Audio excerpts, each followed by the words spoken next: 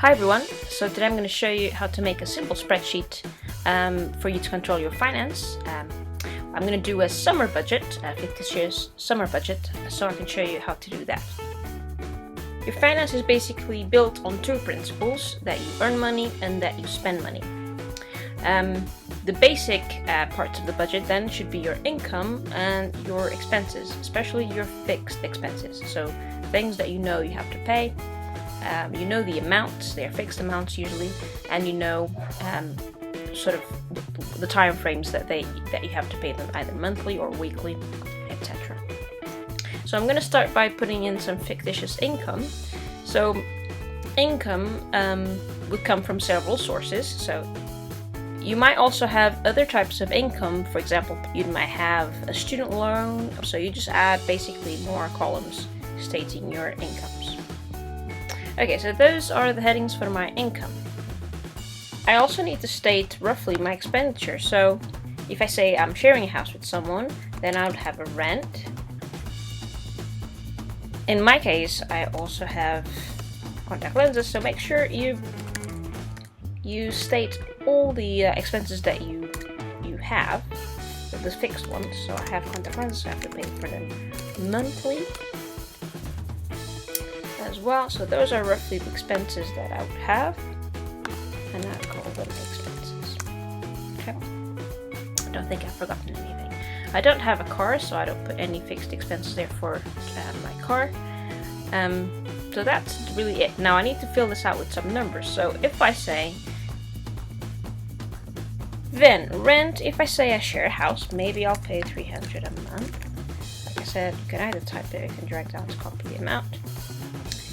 Then gas and electric. Now that's a tricky one because you know you have to pay it every month or every quarter, but you won't necessarily know the amount unless of course you pay direct debit. So if you pay fixed amounts every month and then like every quarter they'll send you a letter to kind of adjust the amounts. Now so far actually that doesn't tell me much at all. So what I need to do is, in total, how much do I earn each month and how much do I spend on fixed expenses each month? You'll notice that I haven't put food or any sort of basic needs there, but we'll come to that in a second. So I'm going to just insert a column here next to my income, and I'm going to call it total. And basically I'm just going to make this column and find out the total income for each month. So I'm going to press equals, type a little formula there. I'll choose the sum formula. Sorry, I did that wrong. Choose the sum formula and then drag over those cells to add them up.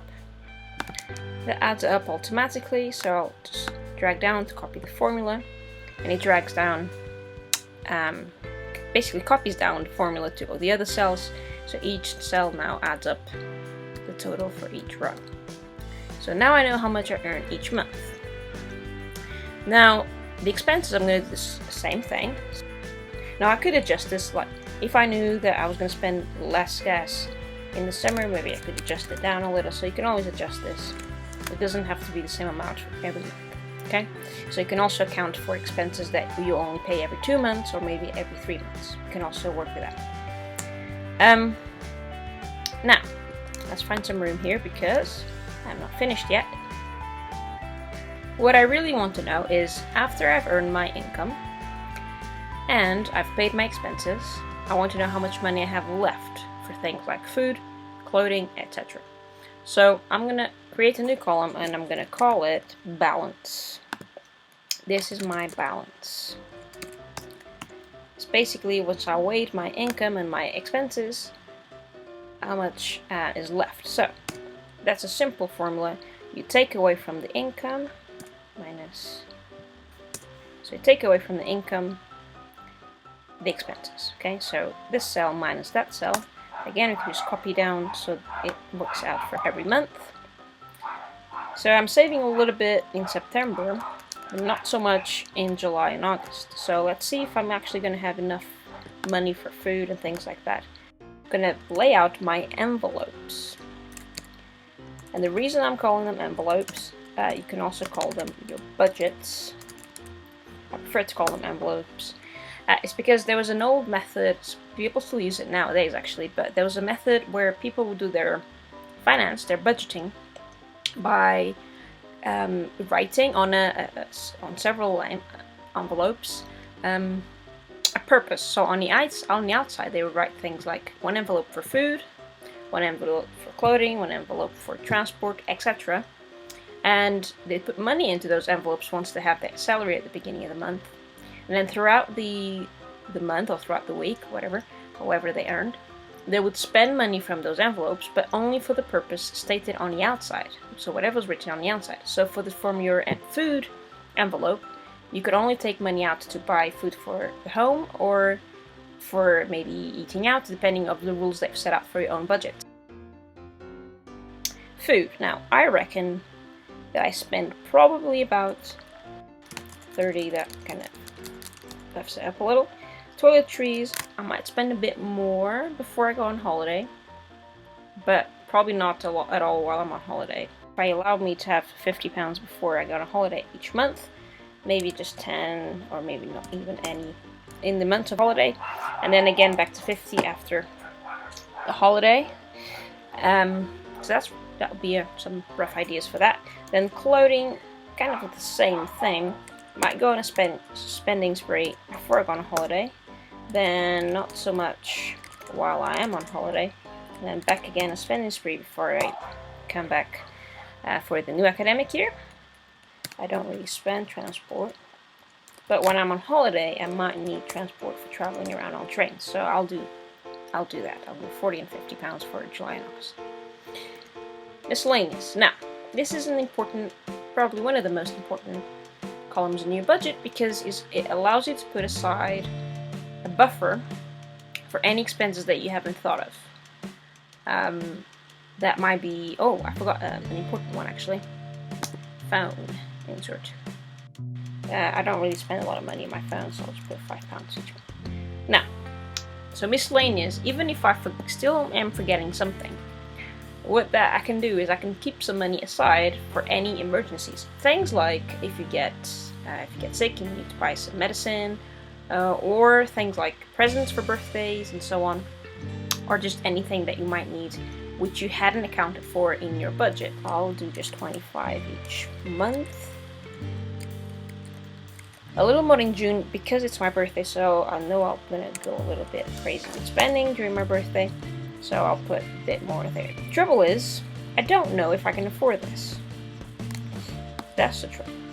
So how do I find out if I can actually afford what I've just laid out there? Well, that's kind of simple. First of all, I need to find out how much do I set aside in envelopes. So again, we do the same thing. We do a sum across each row. So this is how much I'm spending each month in envelopes. My budgets. And now what I need to do is compare that spending to the amount that I had left.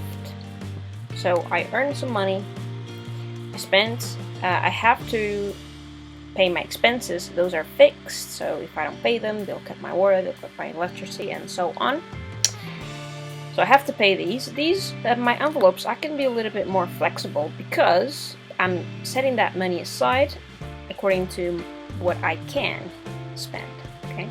So these are your have to spends, these are your can spends, okay? That's the difference. Now here, I'm going to finally add savings.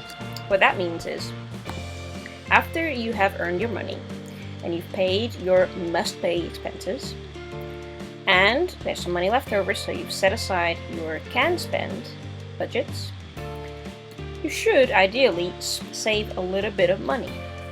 Or at least you shouldn't spend too much, or at least you'd have zero, so you'd have none left but not in debt.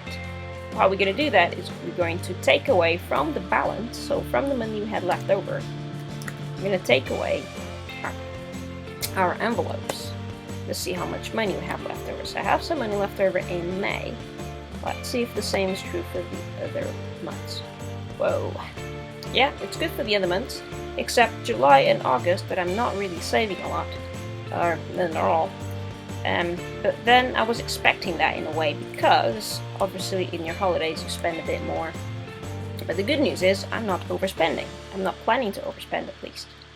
Final thing, which can be useful, is I want to find out how much money I will save at the end of those 5 months. I had a third row and call it my savings account balance. So if I were to put all this money in either a bank account, a standard bank account, or a savings bank account, this is what would be the balance from month to month. Okay, I'm doing it not at the end of the 5 months, but from month to month. I'll explain why that is in a second. In the first month, I'm just going to put that money in there, so 398. In the second month, it's going to be still the 398 plus the 230.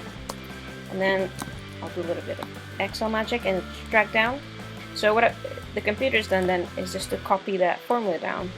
So it always adds the previous balance plus the money that I saved each month.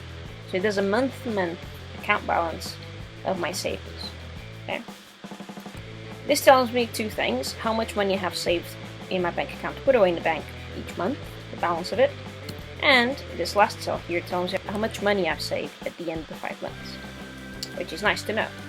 Now what if I add a third column here, and I do this because I'm wanting to move house, so I'm going to call it the move house column.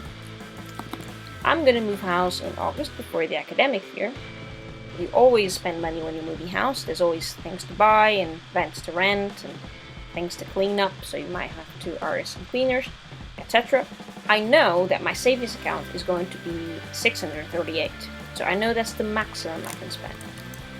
The good news is, the next month I know I'm going to have 490 to spend on new furniture, new towels, whatever I need for my new house. So that's good. What if I had to actually spend for my house move, and I knew this, I had to spend £800? Uh-oh, that's not good. I'm going to be in the red. Actually, let's do that. Let's change this all to currency. So you do that by going to selecting all the cells, going to format cells. We're going to put it in currency, pounds, and red for negatives. Yeah, I'm in the red. In order for me to move house in August and spend the £800 that I know I have to spend, I'm going to have to make some savings elsewhere. So either I'm going to have to work more, which I don't want to do because it's holiday, so who wants to work on holiday? Or I'm going to have to spend less on my envelopes. I won't be able to spend less on my expenses because remember, those are things you have to pay. Okay?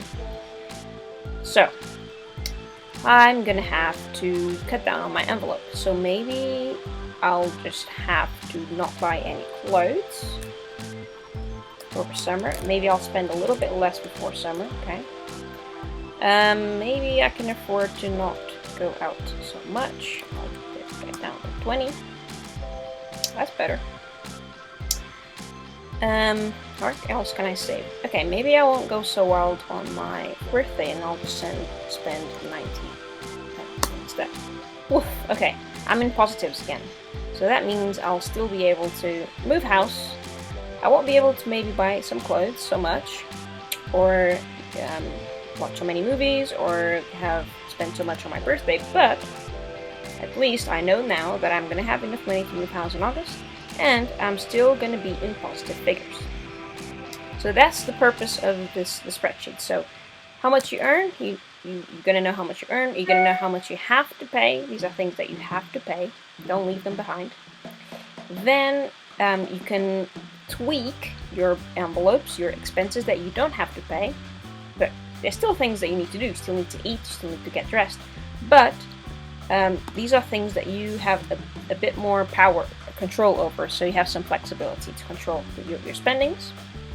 You can plan ahead for any projects, so a house move, any project that you want to do that you're going to spend some money on, and therefore this here allows you now to see how much money you're going to save, and you have enough money to transfer from month to month, sorry, to accumulate from month to month, in order for you to do those projects at the end, a specific time. So that's it really. That's quite simple. Now, I hope you have fun building your own spreadsheet with your own details. Remember, you can be as flexible as you want, so you can add more columns if you have any different incomes, any different expenses. You can lay out your own envelopes and whichever way you like it. Okay, that's really it. I hope you've enjoyed it. See you next time.